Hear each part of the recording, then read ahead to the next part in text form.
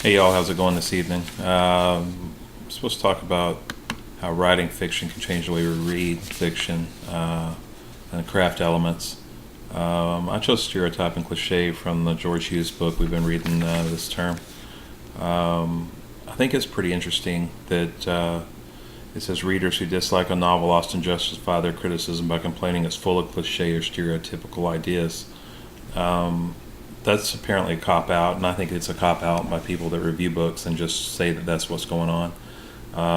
You have to be able to describe what a cliche is, how it's used, and how the stereotype's used, and be able to say why that takes away from the novel, or instead of enhancing it, rather than just rejecting it. I think a lot of people that are critics try to say that things are full of cliches, so they sound like they're smarter than everybody else, and makes them they're basically just putting the writer down, thinking that they're you know superior to the writer, when in fact they're a critic. And in my opinion,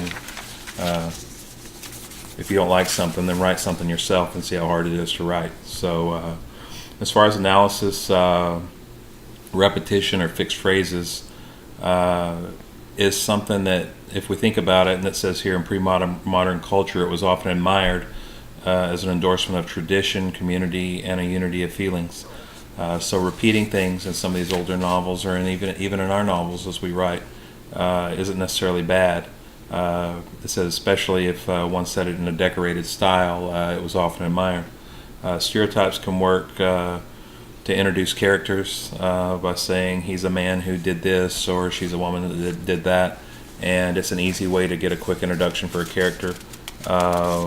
Use of stereotypes obviously shouldn't be done when it's talking bad about a race or a culture or a gender, to malign people and make people make yourself feel superior.